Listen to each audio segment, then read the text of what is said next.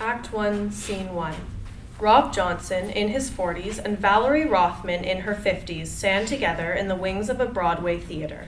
Rob, you have a problem that needs to be solved. What problem? I hate love at a rousing premiere tonight. There was so much uproarious laughter that I'm sure there were a number of leaking bladders in the audience, but you need someone to share all this with. I know your spiel. I'm the loneliest playwright on Broadway. And I know your pat response. Your work keeps you from being lonely. Nothing like cuddling a funny script on a cold night. Beats a beautiful, busty blonde every time. You need a fellow workaholic to have a relationship with. The few girlfriends you've had disappear quicker than the morning dew because you neglect them. So, this workaholic and me neglect each other and neither one gets pissed, right? I have the perfect candidate. She's the CEO and chief designer of her own fashion house. Her name is Lacey London. I've never heard of her. Why am I not surprised? You have the fashion sense of a hermit. Does she like the theater? She doesn't have time to go to the theater. She works all the time. Sounds like a match. I'll talk to her to see if she'll have dinner with you. It may take a while for both of us to sync up our schedules. I'm already finalizing the draft for When Did Cigarettes Become a Capital Offense rehearsals. Do you think a fully committed romantic relationship would dry up your comic gift? It's tough to type when someone's clinging to you like a life preserver in a tsunami. A fate worse than contracting leprosy, I imagine. Blackout, end of scene. Act 1, Scene 2. Lacey London, in her 40s, sits behind her desk in her House of London office. Valerie Rothman sits in front of the desk. Thanks for seeing me, Lacey, even if I had to wait an hour. It's probably easier to get an audience with the Pope. The Pope always wears the same white outfit, so he doesn't burn through time making wardrobe selections. Seeing anybody right now? Who has time? But I do see the picture of Brad Pitt on my makeup table every morning. I know a guy who would be perfect for you. He's also a workaholic. How would that work? Sparingly. That's the charm. Neither of you will feel neglected when the other is buried in work. Is this guy a CEO? He's Rob Johnson, the playwright. What on earth would we have in common? I haven't seen a play since High School Musical my senior year when I designed all the costumes. Your bond would be you both are work-obsessed, type A personalities.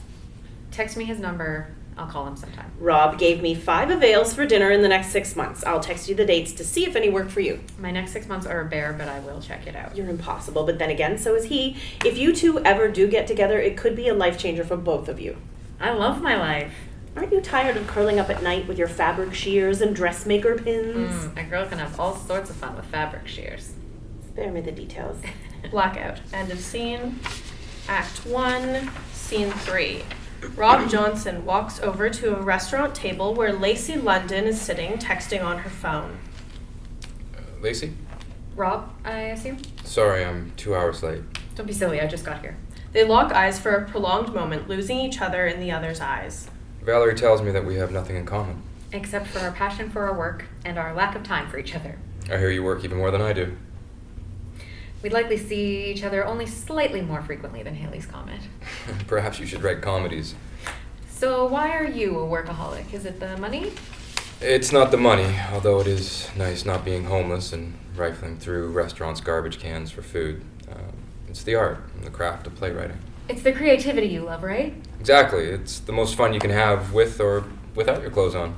I still get the greatest high imaginable from designing clothes. My former girlfriends couldn't relate to my passion for my work. One told me that writing was my true mistress. The same thing with the men in my life. One guy told me I'd rather sketch than screw. He was right. Ditto. I love to screw. But I love to write even more. Do you think we're fucked up? Fuck no. We just need the right person to fuck. A friend of mine kept hounding me to see a behavioral therapist. So to finally shut her up, I did, and discovered that I'm not a classic workaholic. Come on. Where did that therapist get their license? Walmart? This guy made Woody Allen look like George Clooney, but he was cool and smart. He told me workaholism is a symptom of something larger that lies beneath the surface of your work.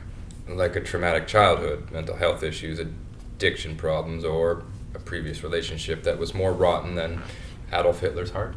Exactly. None of them applied to me. I simply love my work more than anything or anybody else. We could be clones if we weren't physically packaged to trigger cardiac arrests in a yak. Do you want to see me again? Absolutely. I grew tired of clingy girlfriends. You apparently aren't clingy. You'll touch your shadow more than you touch me. That might be a bit too detached. I'll have my secretary get in touch with you regarding my next avail. Are you leaving? We haven't even ordered dinner yet. I have to get back to the office. I have a conference call with some fabric suppliers in Hong Kong. I love dates that are short and sweet because then I have more time to write. We're soulmates. She leans over the table and passionately kisses him. You really must be friendly when you get to know a guy. My heart tells me we're a perfect match. Until the next time, whenever that is. Blackout. End of scene. Act 1, Scene 4. Rob Johnson and Lacey London stand together in the wings of a Broadway theater listening to a loud audience ovation.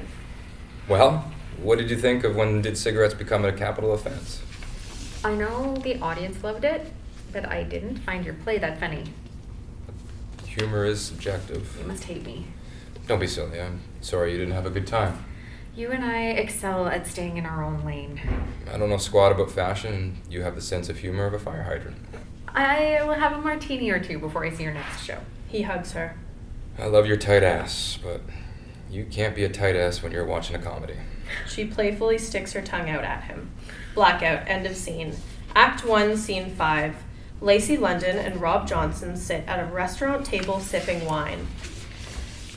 This is the first time I've seen you since the premiere of your play 6 weeks ago. Seems like only yesterday when you were the only grouchy person in a theater full of laughter. Do you have time for a quickie? Shouldn't the first time we make love be a little bit more prolonged and romantic? That's for romance novels. Quickie it is, but I was hoping that it would last longer. Nothing is more of a waste of time than extended foreplay and then the guy climaxes quicker than a hiccup. Instead of tonguing and kissing and wrestling, you sketch, I write, and then I'm in and out. Genius, isn't it? If we ever go to LA together, we must go to the In-N-Out Burger. Blackout. End of scene.